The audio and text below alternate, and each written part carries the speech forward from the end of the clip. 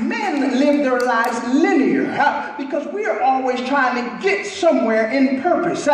Women live their lives circular because I'm dealing with people and people hurt me and I go back to pain. I deal with the pain and I go back to people. I get hurt by people and I go back to pain. So constantly we are dealing with a circular cycle. While men are going forward, women are pushing men, but keep staying in a circular position. But I came today to break the cycle of the circle and tell women, push forward in the name of... Oh, I wish I had a witness in here.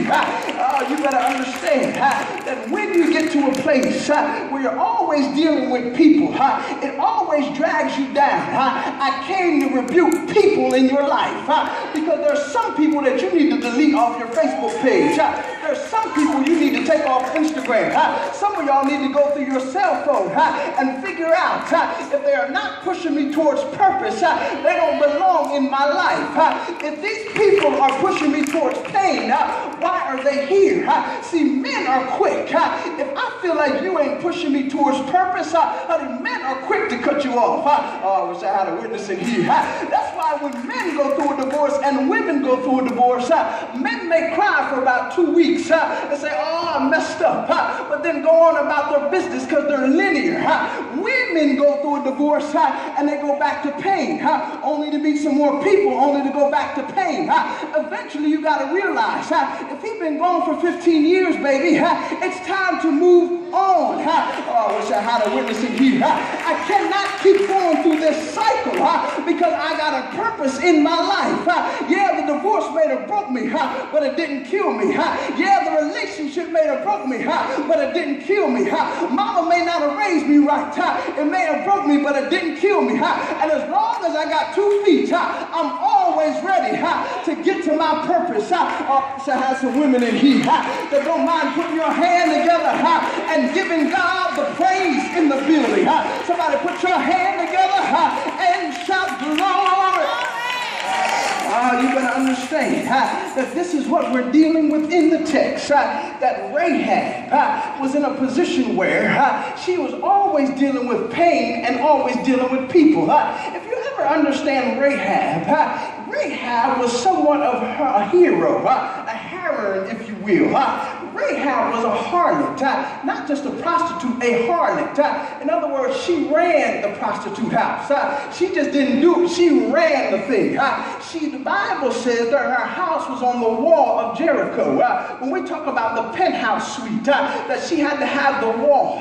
They say that in the Bible or in this ancient times, to have a house on the wall let you know that you had somewhat means because you just could not have a house on the wall. She had means and she was a harlot and she ran the house. But the problem I have with the text is this. She ran the house, but when the men came to spy the house, when they weren't sent in, they went to one place. They went to Rahab's place. Now, how in the world do we got men of God and they know exactly where the harlot house is? I wish I had a witness in here. Y'all don't want to understand this. But how does she know that they go straight to Rahab's house? How does she get everybody's attention, not only within Jericho, but outside of Jericho?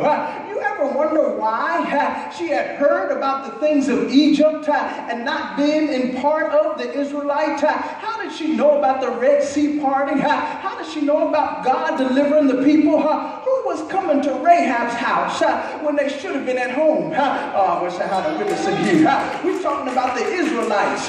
We're talking about the men of God. And this is a problem in church because when things go bad in church, women always take the brunt of what has happened in the church. Don't let somebody get pregnant out of wedlock in church. A man can always sneak off and continue preaching, continue being the deacon, but the woman get all the chastisement. But the question I have for the men was, how do you know? You've been there and nobody chastised you for it. That's why when they brought the woman to Jesus and they threw her down, they said, we caught her in the act of adultery. Well, where's the man in all this? Why you bring me her and don't bring me nobody else? I wish I had a witness in here. Because the man learned take the brunt of all the pain because of the people. But I break the spirit of chauvinism in here today. I break the spirit that's holding you down. And I command the women of God to give God the praise in the building.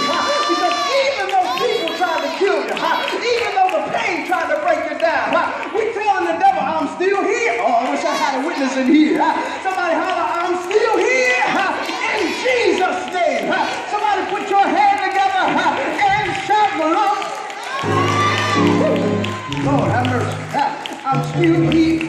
So we have Rahab. They call her the harlot in the text, but ain't nobody in the Bible calling the men anything, even though they showed up to her house. We understand that here is Rahab the harlot. Second thing that strikes me as interesting is she had men living in the house, because when they came to her, she said, if I hide you, will you save my father? Would you save my brothers? How you got grown men in the house and they haven't contributed to the house?